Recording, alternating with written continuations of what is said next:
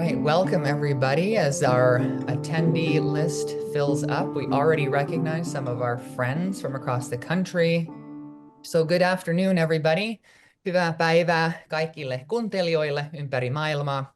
Finlandia Foundation Nationalin puolesta kiitämme teitä, että olette mukana Finlandian Finnposium-tapahtumassa, jonka aiheena on Sisu. Sisu on yksi puhuttuimmista teemoista niin Suomessa kuin Amerikan suomalaisten ja muiden ulkosuomalaisten keskuudessa. Se näkyy suomalaisessa historiassa, yhteiskunnassa ja kulttuurissa ja usein liitetään vahvasti suomalaisuuteen. Mutta mitä sisu oikeastaan on? Kuinka hyvin tunnemme sen ja onko se vain suomalainen ilmiö? Tänään laajennamme näkökulmaa tähän ainutlaatuiseen käsitteeseen. Meillä on ilo toivottaa tervetulleeksi aiheen asiantuntija tohtori Elisabet Lahti. God dag till alla lyssnare runt om i världen. På uppdrag av Finlandia Foundation National vill vi tacka er för att ni deltar i vårt Finnposium-evenemang som handlar om Sisu. Sisu är ett av de mest omtalade begreppen, inte bara i Finland, utan också bland finländare i USA och utomlands. Det präglar finsk historia, samhälle och kultur och förknippas starkt med finsk identitet. Men vad är Sisu egentligen? Hur väl förstår vi det och är det något unikt finländskt? Dagens samtal kommer att bredda perspektivet på detta unika begrepp. Vi är glada att få välkomna en expert på området, Dr. Elisabet Lahti. Greetings to everyone from around the world listening in today on behalf of Finlandia Foundation National. Thank you so much for joining us for our Finnposium event, Gentle Power, Harnessing Sisu for Authentic Leadership. As you all know, one of the most popular and perhaps well-discussed topics, not only in Finland, but among Finnish Americans and Finns abroad, is in fact Sisu. It shows up in historical, social, political, and basically all contexts of Finnish life. In fact, in many ways, the idea itself is directly tied to Finnishness. But how much do we actually know about it? What is it? And is it something that's strictly Finnish? Well, in today's conversation, we promise to expand the concept beyond what you might normally think of when you think of Sisu. And we're very honored to have an expert in the field joining us today to talk about Sisu, Dr. Elisabet Lahti. My name's Tommy Flanagan. I'm the Executive Director of Finlandia Foundation National. Our Finnposium events such as this offer us a platform for Finns, Finnish Americans, and friends of Finland to highlight these interesting topics from across Finland and Finnish America. We've had film discussions, historical topics, culinary excursions, interviews, but we always learn something new in Finnposium. And today I think it's about relearning something we thought we knew, Sisu. This session will be recorded and made available on our YouTube channel after the conversation. And with all of that said, without further ado, I want to turn it over to today's moderator, FFN Communications Director, Minja Lindqvist-Härvits. Minja, kiitos paljon. Kiitos, Tommy. Hyvää huomenta and good evening to everyone. Thank you all for joining. I invite you to chime into the chat and let us know where you're calling in from. As well, what Sisu means to you. As Tommy said, my name is Minea and I'm our Communications Director here at Finlandia Foundation National. A big part of what we do is uplift and shine a light on the incredible members of our community who are doing beautiful things to keep our Finnish heritage and culture alive here in the United States. And with that, I would like to begin by introducing some of those incredible people. We're excited to have two members of Finlandia Foundation National's Young Leaders Board co-hosting our session today. Young Leaders Board, or YLB, is a dynamic group of volunteers ages 23 to 35 who are passionate about Finnish heritage and Finland's modern culture. Since its founding in 2021, the YLB has brought together emerging leaders from across the US to support our mission with fresh ideas, energy, and professional expertise, from marketing to public policy, and today to our first co-created Finnposium. And it's inspiring to see our co-hosts step into this opportunity and engage so meaningfully with our Finnish heritage. So with that, I would like to introduce our co-hosts. We have Molly Tynjala. Molly is a senior editor and lead fact checker at Experience Life, a health and fitness magazine. Molly is fourth generation Finnish American. She is based in Minnesota. and she joined YLB in October 2024 to reconnect with her heritage. Do you want to say hi, Molly, so we can highlight your box? Hello. Hi, Molly. And we have Aura Maria Moore. She is a project manager at a creative marketing company based in Dallas, Texas. She was born and raised in Finland, moved to the US in 2014, and joined YLB as well in October 2024 to connect with other young professionals through our shared Finnish roots. So I will hand it over to Aura Maria and Molly to introduce our special guest speaker. Thank you, Mina. I'm very excited to be here, and thank you everyone for joining today. I'm thrilled to introduce our guest today, Dr. Elisabet Lahti, an internationally recognized educator, speaker, and researcher on the psychology of inner strength. Elisabet is the founder of Sisu Lab, where she helps people explore excellence and resilience under pressure. Her groundbreaking research at Aalto University laid the academic foundation for understanding Sisu, the uniquely Finnish concept of deep inner fortitude in the face of adversity. She brings a rich, multidisciplinary approach, weaving together psychology, philosophy, systems thinking, and anthropology. In fact, Elizabeth doesn't just study perseverance, she lives it. As part of her research, she ran and cycled over 2,400 kilometers across New Zealand to explore firsthand how we grow through challenge. Her book, Gentle Power, is an invitation to rethink how we use strength in our lives, leadership, and relationships. And her work has been featured everywhere from the New Yorker to the BBC. Please join us in welcoming Dr. Elisabet Lahti. Sweet. Welcome. Thank you so much. That was a really beautiful and warm and very thorough welcome. And it's really my joy and it's my honor to be here with you. And I just want to kind of, as a little preface, I want to say how much I appreciate that we are co-creating this and that what you are doing with bringing community together, because that is actually a really core foundation about Sisu. Sisu is not rocket science. It's actually quite basic things. And it's just really the invitation that we bring those to our daily lives, which then makes us stronger and together. So just want to say that and really appreciate everyone here and all the almost 80 people who have tuned in online, the live event here. So thank you. Excellent. And we have a Q&A box, so please, if you have any questions that come up, pop them in the Q&A and we'll have time for those toward the end. So let's start the first question. I have a feeling most of the people in the audience know what Sisu is, but we did put this out to an audience that maybe doesn't know. In your words, Dr. Lahti, what is Sisu?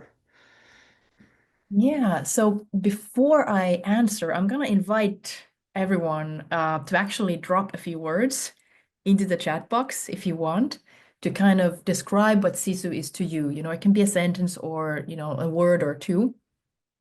And why I do this is very important because oftentimes I'm introduced as an expert of Sisu. And of course I do research it. I've been researching it for 13 years now.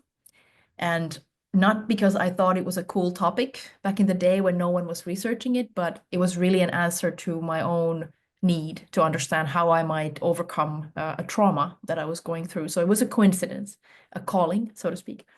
But anyway, so I wanted to kind of ask a little bit from you, what is Sisu before I get on with tenacity, perseverance, personal resilience, yes, reserves of strength, fortitude. So these are all words that are stubbornness. It's that too. Yes. Nice. Thank you for being so active. Um, so Sisu, couple of ways to define it. Maybe the easiest way is to go kind of like to borrow from these concepts that you are putting in the chat. So it is about us going beyond what we thought we are capable of going. So when we kind of reach the outer limits of our assumed capacities, there is something that we find beyond that place where we thought we are able to go. And this is all pretty common knowledge about Sisu because I can see it because I see what you're writing in the chat box. But so when I started researching Sisu, it was 2012, and no research has been done before on this topic, you know? So when I would ask people that what is Sisu, you know, I would often people would say it's like a magical force. It's something that allows you to do the impossible, or, you know, like it's this superhuman nerve force. So all correct, but a little bit kind of vague also. So I was curious to see, like, is it really a psychological concept? You know, is Sisu just a story we tell? Does it even exist? Do only Finns have it? You know, and all these questions we didn't have an answer to. So some of the ideas, I'll just keep it brief, but I'll share 3 qualities that I found from this data of over 1,600 people. Maybe some of you even responded to the survey in 2012. It's really possible, you know, and thank you if you did. And those 3 qualities that I found to start kind of understanding the essence of this quality. And number 1 was this extraordinary perseverance. So that's us going beyond what we thought we're capable of. That's kind of when you are on the marathon. This is a very kind of a common way to describe it. Oftentimes, people who run a marathon, they encounter what's called a wall. You know, it's that we've used our like glycogen resources and we think we can't go one single more step. This is done, and it feels really tough. But yet, most people finish the marathon. So it's going beyond that emotional Grand Canyon. You know, one person gave me an example of when she's a nurse and she had come out of an 18-hour shift, and it was the Independence Day. And when she was leaving the work, she saw that there was a young kid who came there who knew, you know, she knew that he was going through a really tough time and she was completely drained. But the moment when she saw the boy and she knew that she actually had the power to be there for him and get him over this really tough place, she found that energy in her and she ended up spending the most amazing Independence Day actually with him there. So these are the kinds of qualities. Secondly, it's what I call an action mindset, you know, so it's us taking the first step toward a goal that feels it's impossible, or you feel that you don't have the resources yet or the reserves. So we don't yet see the end goal, and yet we kind of go into the unknown. And this was me really with Sisu, you know, like starting a really long journey to healing, starting to research a concept that I really didn't know much about. And I also back in the day kind of felt like, you know, it's 13 years ago, so now I'm beautifully past my 40s. But, you know, then I also felt like, am I too young to do this? You know, because it's such an ancient, precious concept, you know, and all these things. So you can even think for yourself to kind of turn Sisu now, the spotlight on you, you know, anyone who's here, that what is something that you really wish you would want to do?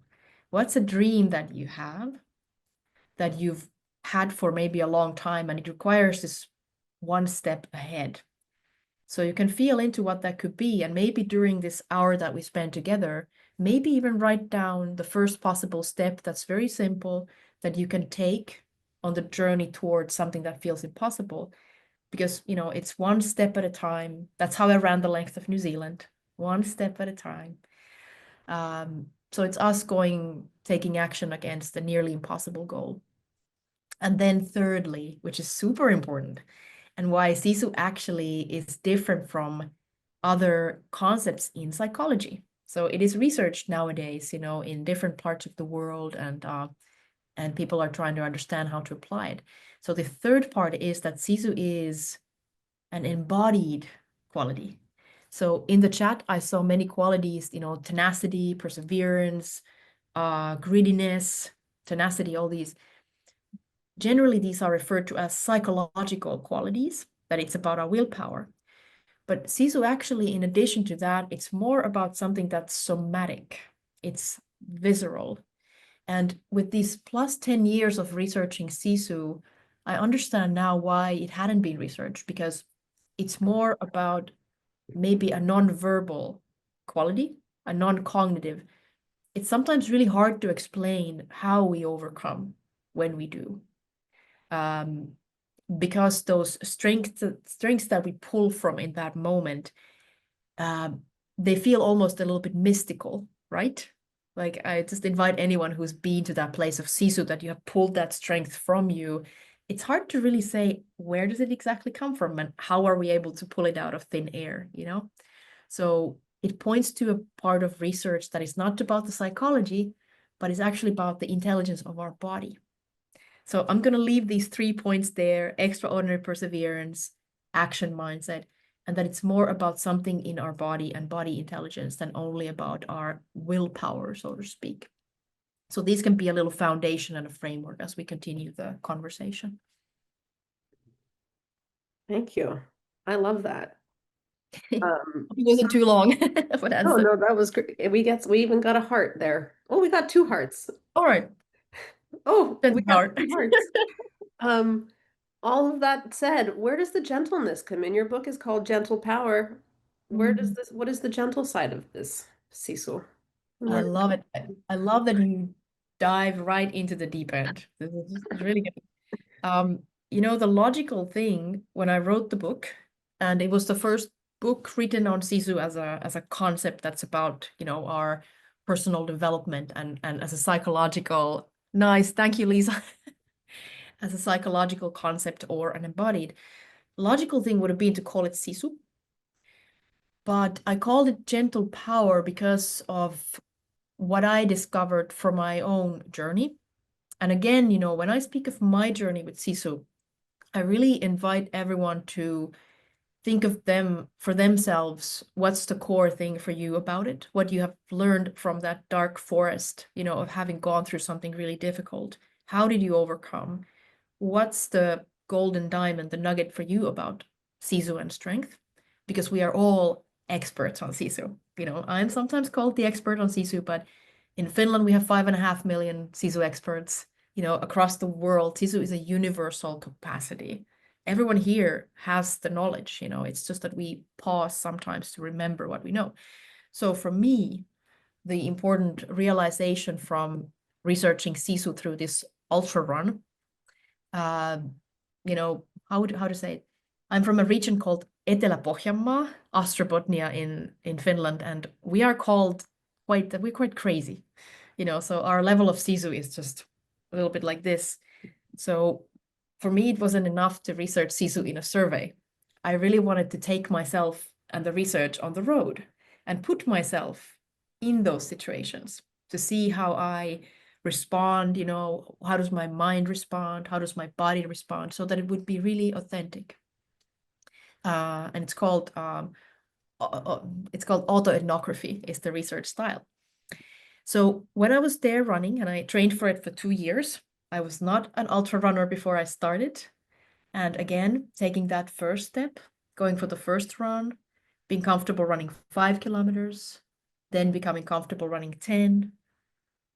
A year from there, being comfortable running a 10K in the morning or like 6 miles, and then doing a 10 miler in the evening, for example, on the same day. So this is how we grow these skill sets. This is what I mean, that Sisu is not rocket science. You know, it's community. It's us putting a little bit of effort into those things where we need to challenge ourselves a little bit. And then our body and mind responds to it. Like we're incredibly, there's so much life force in any human, you know.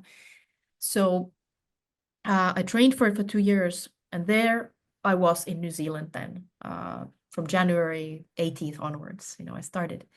And I had been running for 12 days consecutively, 30 miles per day, and holding community events also in some evenings, you know, some evenings. So it means like I would run 30 kilometers and then host an event for 75 people or a women's circle or a men's and women's circle, you know, to talk about how we build compassionate societies and communities so that they grow this inner strength in us, that we are strong together, and to speak for nonviolence.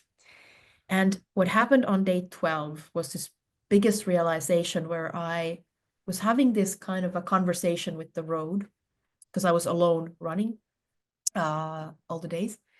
And the road suddenly told me that, hey, Elisabet, do you see that next bend over there? And I said, yeah, there's really nothing else to see here, you know. And then my mind, the road, of course, it was my own subconscious.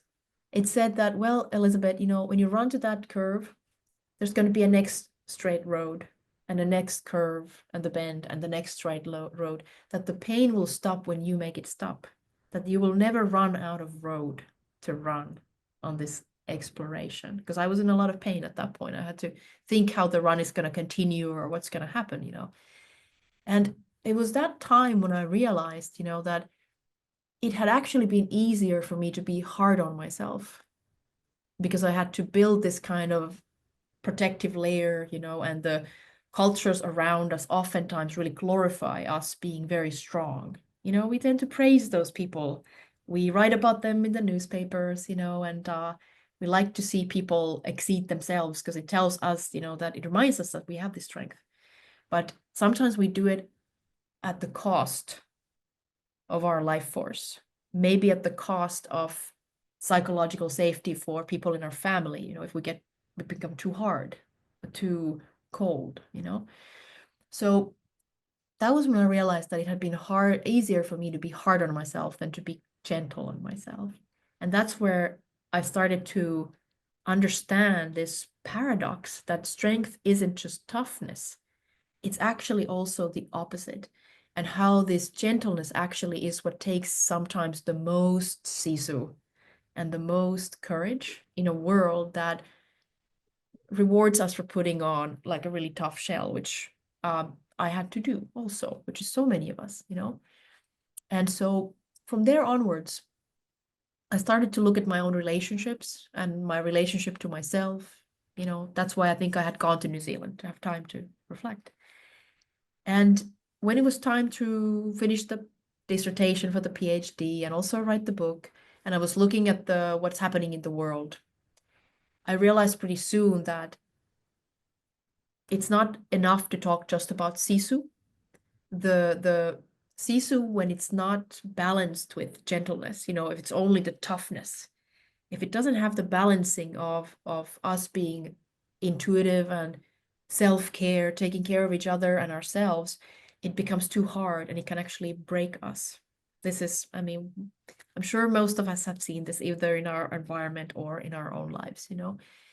And so I realized pretty soon that if we really want to speak of a inner strength that can help us reconcile the human connection so that we can have better lives in families and societies, we need to also have the courage to talk about love and to talk about gentleness and not to brush it off as being passive or weak. You know, that's the biggest mistake we can do. Sometimes it can take the most sisu to actually change our mind about something, or it can take the most sisu to be kind to ourselves, you know.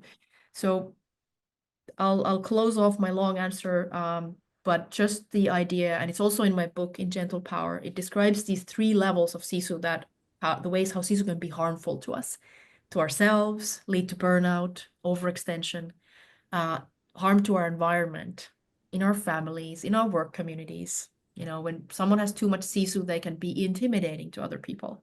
So it's always being in this kind of connection and feeling into other people and how they're feeling. I sometimes say that it's good to be tough on goals, but be gentle on people. That's the difference, you know. And then third is that it gets us in this stubborn loop, you know, which we just don't use our sense anymore. So there's a little bit of food for thought. That is a really, really beautiful sentiment. And you describe that beautifully. I loved in your book and just now when you talk about how much easier it is to be hard on yourself than it is to be gentle with yourself, and how you realized this during your ultra marathon. It's remarkable. If you wouldn't mind, I would love to learn a little bit more about your experience with an ultra marathon.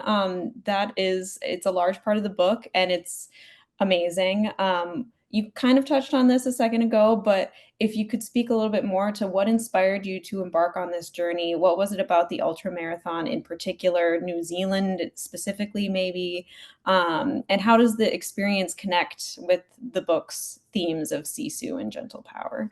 which again, you kind of alluded to, but Yeah, that's a really great question, and a quite a broad and personal and intimate, which makes it really excited for me to answer it, because I always want to weave things together with the research, with the human story. Ultimately, we're all here in, sharing this human experience, and the more we can be real with each other, we create compassion, and we create this inner strength. So I wish I had a really logical answer to give, that ultra running was the best tool because X, and New Zealand because of this. But I hope I speak to the intuitive side of some of the people who might be thinking like I. Sometimes we can't explain why we want to do the things we want to do. All we know is that this is what draws me and pulls me. And there is some kind of there's a sense to this, because when we think of how we're able to do really hard things sometimes, what we know from research, that people who have these superseding goals that feel a little bit greater than ourselves, or it's a goal that helps other people, it's a goal that helps your community. It actually gives us strength when we feel that we're part of something greater. So I think this was a huge part why I was able to do such a completely ludicrous thing. I mean, who really thinks of going to run length of New Zealand for a PhD research? It's my advisor told me in the PhD party afterwards that, Elisabet, less would have been enough, less would have done done it. I'm like, I'm glad you tell me now. But all I know is that I had to do it, like I had this feeling for New Zealand, since I was in my 20s, and I didn't know why. All I knew that one day I'm going to go there and there's something I need to do there. And then ultra running also was something I did in my 20s, and then I got injured in my back. So I had this yearning to do something that felt really difficult. And then it happened to coincide with the fact that I happened to start researching Sisu, so there was a passion for ultra running, which I can't quite explain why. Not one from my family is an ultra runner. I don't come from an athlete family or anything like that. And then New Zealand was there just because I had a feeling for it. But the beginning part for why Sisu even became a research topic was when I was living in the US. I have lived there for 7 years in total, East Coast and West Coast. It's 3.5 years both. So in 2010, I was free from a relationship that I was in. It was first emotionally abusive, then it got physically very violent. And when the relationship was luckily finally over, and my partner got deported from the US, and there was all kinds of very difficult things at the time. And I was in the middle of the most traumatic event of my life, And so what kept me up at nights was this question of how do humans overcome in any kind of situation? Like we all encounter some form of adversity, hardship in our lives, whether it's in our own personal life or it can be in our family, So this adversity seems so abundant that no one can avoid it. So in those nights when I couldn't sleep, I was thinking, is there a way to turn adversity into fuel somehow? Like, can we somehow use this, harness this thing that doesn't seem to leave us alone? And then secondly, how do humans overcome? And who does? Who doesn't? Why don't we still understand this? Because it's so crucial to our that we stay alive and that we're able to, in a difficult time, take on the tasks that we need to. Like, for example, right now, the humanity is going through a really, really rocky road. So much Sisu is needed that we're able to pull it out from us, to have the life force to do what needs to be done and stay loving in the middle of all of that, So not just do it at any cost, but really calibrate to this Sisu as a gentle power, as a constructive Sisu, So then we can really lead by example, for our children and our families and our co-workers, and as nations, So I had a really deep driving force that I wanted to combine my research with something that has social meaning, So I kind of became an activist for nonviolence because I saw that the more we can talk aloud about these things and create nonviolence, we can learn the tools how to navigate ourselves. It doesn't need to be so extreme as interpersonal violence. I'm talking of those micro moments where I feel like I'd rather close my heart from my partner, or I'd rather turn away. But instead, how to learn the tools that we can actually stay in a connection with each other, because that's when we are truly strong. I feel like the whole fate of humanity depends on this one particular micro scale and micro moment scale of Sisu. Am I able to stay in connection with you when things get difficult? Or am I able to step away from a situation with you if it threatens my own sense of self-worth? So there's these two sides. And many of us never learn these at home. Many of us have to just kind of figure it out somehow. So there was a huge drive to do some kind of a social action related thing while researching Sisu, while going to New Zealand. And while I was running the ultra run, I actually realized what a genius good metaphor it is, which I didn't realize in the beginning, is that all of life is an ultra run. We are all on an ultra marathon. We're all doing it. And that run requires a lot of strength from all of us, and that's where I really started talking about it also as a personal leadership tool, and as a thing for personal growth, and not just an abstract concept, but like, what are our stories, and how do we overcome and survive in those tough moments? Yeah, absolutely. That's beautiful. And so much of what you realized and learned on that run was very poignant, and it kind of struck me at a few various points, that gentle power, as you described it, felt a lot like healthy boundaries, and you kind of just described that now too, when you are learning how to stay in relationship with someone when you can, but then also know when it's right to step back. And as somebody who tends to be more people pleasing, I find it very difficult to find that right balance between full openness and then also rigidity when it comes to my relationships. And so I was curious, what are some healthy models for learning how to set healthy boundaries with other people?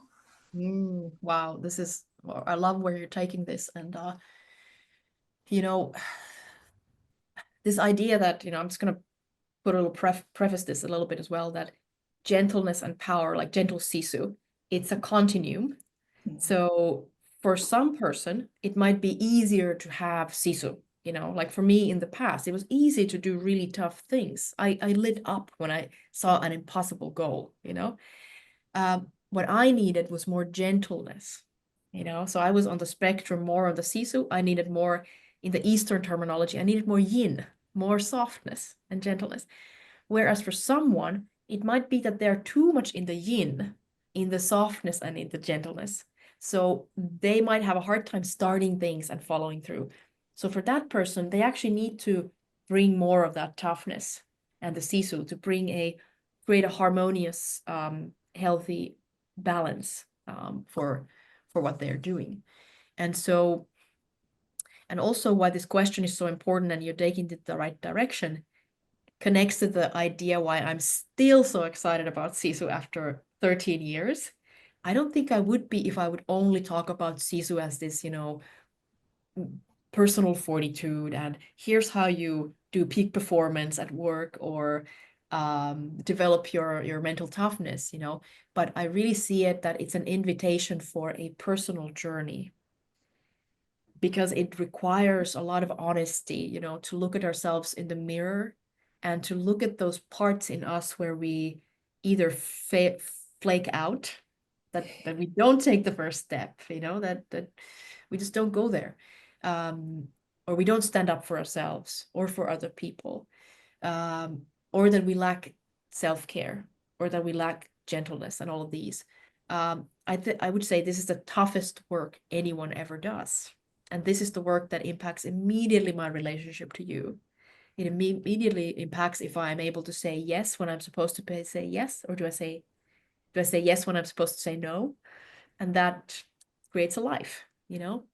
So I think for me, because building healthy boundaries and also using that Sisu in those moments, you know, some of the tools that I have done, I would say if there's a kind of a practice what to follow, number one thing is that one needs to want to evolve. One needs to want to grow. You know, if I don't have that desire, I'm not going to take the step. So that's something to check with oneself. Like, am I ready to do this? Do I yearn to have better self-leadership, you know, and have healthier Sisu and be a role model for that kind of Sisu that this time needs? If the answer is yes, well, then there are a lot of tools. And one of them I would take from Carl Jung, who was a psychoanalyst. And what Carl Jung talks about is a lot about our shadow and being comfortable with actually looking onto the dark side of our moon and to that stuff that our ego really wouldn't want to display. You know, we often like to show the bright side of ourselves, you know, mainly because we feel safe. You know, we are ensuring our belonging to our tribe when we behave in a certain way. That's where people pleasing comes from. Because if I'm really, really kind to you and I a little bit nod my head and I'm very non-threatening, I'm making sure that you don't kick me out of the tribe. But I do it then at the cost of my authenticity. And authenticity it's our essence. You know, eventually, if we go against our authenticity, it starts to eat up our life force. And life force Sisu is part of our life force. Life force is the spark, the energy. It's that thing that keeps you moving. You know, we could even say that Sisu is life force in tough times. And life force is basic things. And as I say this, you know, I want everyone to kind of feel into like, what are those basic things for you that raise your life force and raise your energy? What dampens it? So life force, sun, movement, could be sauna, you know, the closest of the people that you feel that you can't fail with, you know, who look at you with loving eyes, your family, you know, or your friend, um, good nutrition, enough sleep. This is massively important and we keep neglecting it. I do at least, you know. And so building from that, finding those ways, because I mean, that would be a really long answer if I'm going to kind of go into that would be a separate hour-long interview, by the way, if we ever want to do like boundaries. But to kind of close it off, you know, or loop it back, it's the idea that Sisu it's about our relationship to ourselves, you know, to have that authenticity and start to look into the dark side of our mood too, that where do I people please? Where do I'm afraid to say what I actually think? So for me, some of the biggest breakthroughs have been when I learned to really have the hard conversations with people and not do it in a hard way, but simply say like, sorry, I can't come to the meeting with you right now that you are requesting. I don't have time, you know, and I don't have to do it apologetically. I just have to be honest. And the more we do this, you know, it straightens the energy. It's easy for everyone when we actually say what we think, and you know, we don't have to be nasty about it. We can just be brave, you know, and be real, you know. That's wonderful. Thank you so much. That I'm going to start practicing that. Great. Aura Maria, would you like to ask any of the questions that you have as well? Absolutely. Thank you, Molly. Thank you, Elisabet. We've talked a lot about personal leadership and being gentle and what Sisu means to us, to ourselves, and in our personal lives. So I'd love to talk a little more about how does all of this apply in our professional lives, especially as a young leader. You talk about psychological safety in the workplace and how important that is to create as a leader, and how to use your own example to create that. You write, I quote, a leader must be able to navigate through the various emotions life triggers for an individual because they all happen at work, which is true. We've all been there. So, do you have any advice to leaders, especially young leaders? How can we support our team, the people around us, through those emotions in a workplace? Yeah. To start answering that, I would just want to kind of say that there aren't leaders who are leadership isn't a position, it's a mindset. It's every single human is a leader of the space where they are at. So leadership is always self-leadership. That's where I kind of bring it to through my own research. And so looking at Sisu and the workplace. So what happens in a workplace is that people come together as teams, people from very diverse backgrounds, often to work on a shared goal. Whether we reach that goal or not defines whether it was a success or not. And oftentimes in scarce resources that aren't necessarily exactly what we need and everything. So we eventually come to a place where we need to tap into Sisu, to put on that extra gear to actually go through something. So the old way of Sisu, of looking at this, is that we push each other and we grind, you know. Um, but the problem with that is that humans are not machines, and that's the whole point and the whole blessing. And because we are not machines, we are also operating on principles that require safety in order to function. And I'll unpack why, because it's easy to talk about psychological safety and just say that we need it, but why is it so important? It's because our cognitive abilities, everything we need for problem solving, being creative, having the ability to have innovation, for healthy risk taking, and to have that perseverance to push through, it actually depends on our ability to also use our brain and use our executive functions and our frontal lobe. But what happens when we are in a situation where our team energy is not safe, where we feel there's a threat uh, for that we might be talked badly behind our back or criticized simply for bringing in an idea. What is happening is that our nervous system, which by the way, even between us here, our nervous systems are communicating with each other. So there's like an invisible universe across the Atlantic Ocean between us.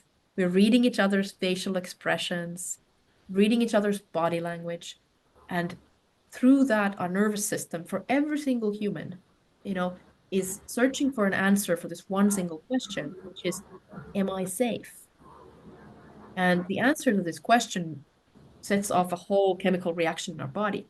If it triggers our threat system, our threat response, it closes off this access to our frontal lobe, which is this problem solving, innovation, creativity, and all of this, when we have to be in fear, because then our focus goes into survival and how I defend myself from you. We become separate from each other. When we are able to stir a sense of safety that you can't fail with me, and I just really want to say, this isn't about being soft in a bad way. This isn't about lovey-dovey. We can't be tough at work. Of course, we have to be tough at work. But, I really want to see that leader who's badass enough to be tough and gentle.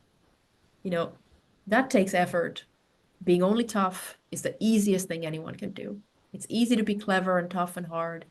Much harder to be loving, be balanced, have emotional regulation when we feel like bursting out to someone that, why don't you get me, But instead of that, just take a little moment to see, like, where's this really strong emotion coming from?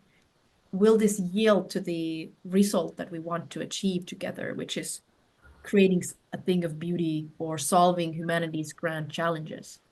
Everything depends on our ability to collaborate. And that's why every single time when I talk about Sisu, I'm bringing it out of this solo leadership and this hero or shiro, this one person, because we all know that in real life, none of us would be here without other people, you know?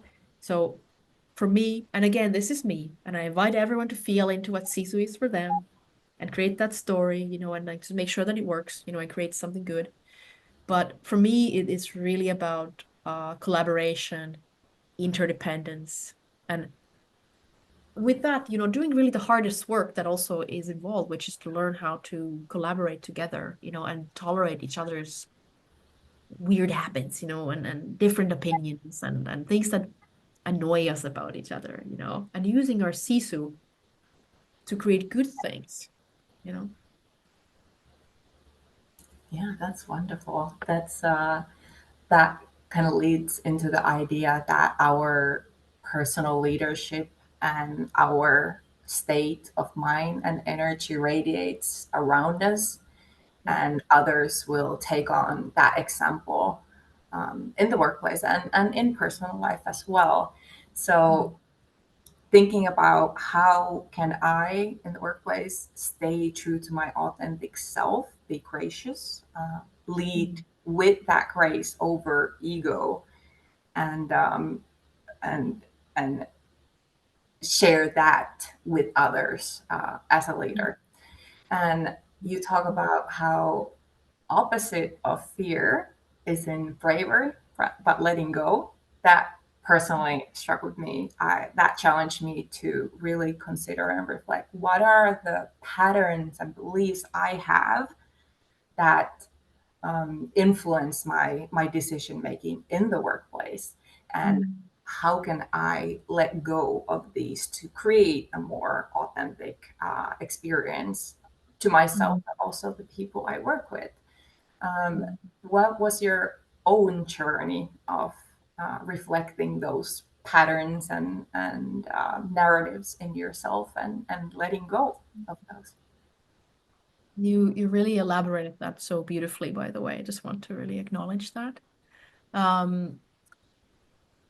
I think for me, the journey really was of allowing myself to not kind of what you were saying, to not hold on so tight on this concept of identity, that this is who I am, and realizing that part of who I think I am is also stories, you know?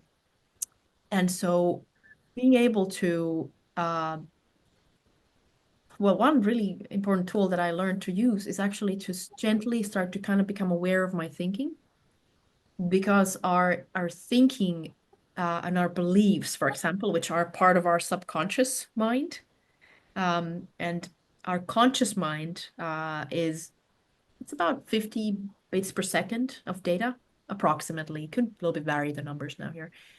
And then the subconscious mind, depending how we calculate, I know you're a fact checker, so let's check this afterwards, but can go from like 8 million to maybe 13, 14 million bits per second. So there's a huge difference in how much there is in our subconsciousness material that's running. This is very tiny, the fraction that's in our conscious mind right now, where we are here.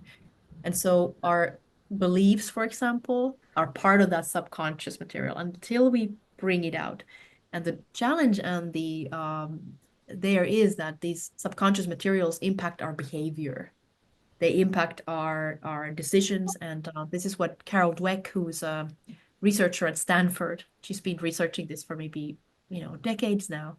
And she says that our beliefs are the single most important predictor of our future behavior. So being able to turn the light on myself and really examine my thinking, the unexamined mind, so that there will be less and less of things that go kind of past my consciousness. For example, with my partner, or this could be at a workplace, to notice when there's a triggering, to notice when there's a negative emotion that rises in me before I blurt it out on someone, and I notice that, okay, something in me is kind of, there's a strong emotion. And when we go through this process that we pause and we allow ourselves to feel it, it usually a little bit dissolves. And then secondly, if we want to do this reflection, we can look, what's my need right now? You know, what is this emotion trying to tell me? Because there's always a reason for everything we think and do. You know, it's not necessarily a bad thing. So in the core of Sisu, for me, really is that it is an invitation for self-inquiry, to know thyself. And as we know thyself, know ourselves, we're able to actually tap into more of that inner strength, because those thoughts that take us on a downward spiral, we're able to catch them more. We're able to do more self-care consciously. We can never talk about Sisu without talking about self-care. You know, how do we, in tough times, are we able to, for example, in the ultra run, I got this advice to always walk the uphills, not run on the same pace, because it's absolutely crazy to fight gravity. That means we're using more energy, but to actually pace ourselves when we're actually going through tough times, that's self-leadership. You know, that actually makes us more safe for other people as well. So for me, it comes down to this willingness to have the self-inquiry and examine the beliefs. So I'm gonna ride with you on that one. That's great. So essentially, looking at everything you do and others do through that authentic curiosity instead of the lens of your own bias and And expectations. yeah, and then we get to learn together. You know, everything that we do becomes actually a source of something, that there's a little nugget of wisdom, and the whole world becomes this. I do martial arts, so it becomes like this training hall, this dojo. Every person you ever meet, you can learn something with them from that movement and dance. Yeah. Thank That's you. growth mindset also. Well, I think we're ready to move on to the audience Q&A. Nina, am I correct? Yes, there are several good questions. I'm not sure how to pick. Do you see the Q&A box, Dr. Lahti? Does any of those? There's one about how does Sisu help with difficult life events? Hmm. I would say to, because that could again be a really wonderful long inquiry, but for anyone who right now is going through a tough time, or is kind of looking to do something that requires you to have a lot of courage, I think the number one thing that I really want to kind of just highlight is that, and what I saw in New Zealand about me and about the people who were there and about the overcomers, you know, who I've seen, is that Sisu is a universal capacity, as I mentioned. And it is this life force that is in you and it is in me. We don't have to find more Sisu, actually. You know, it's already in us. The only trouble, most often, what I see globally or anywhere, is that we forget that we have Sisu. And this forgetting comes from when we get so busy, we get on this autopilot, we get lost in our minds, you know, and the mind is, because of how it's evolutionary hardwired, it takes us either to the future to worry about the future so that we can prepare, fair enough, or it takes us to the past to regret something or find the information, what should we do differently next time. And it's only when we're in the present moment that we actually have this kind of peace and groundedness, that we are not in the future or in the past, but we actually be able to connect to this strength in our body.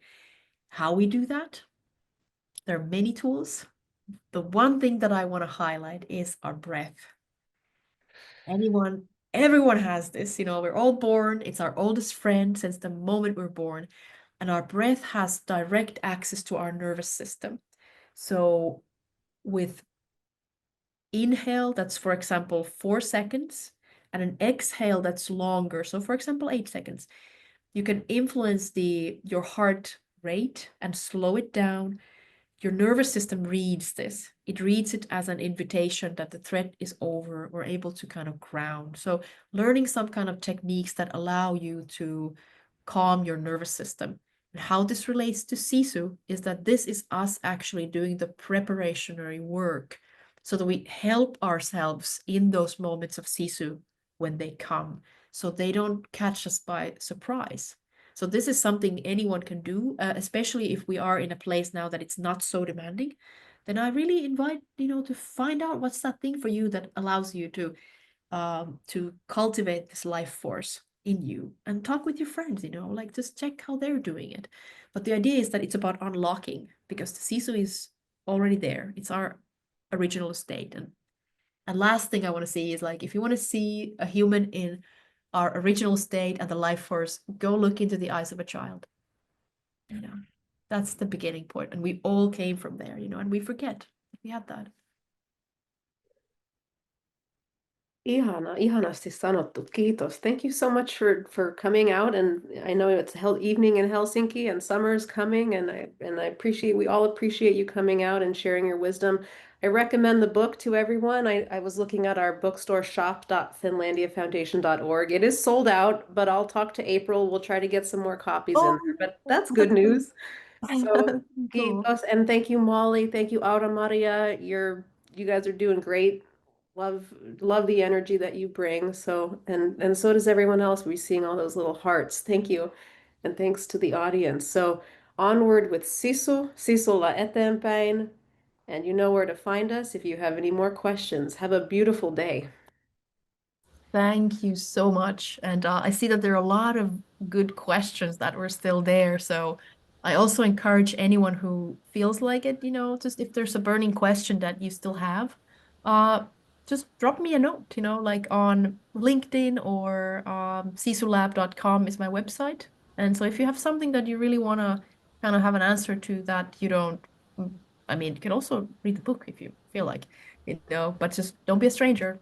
So it was really lovely to be here with everyone. And thank you to our young leaders, to Molly and Aura Marie. You did really beautifully. Kiitos. Kiitos. Nähdään. Nähdään. Nähdään.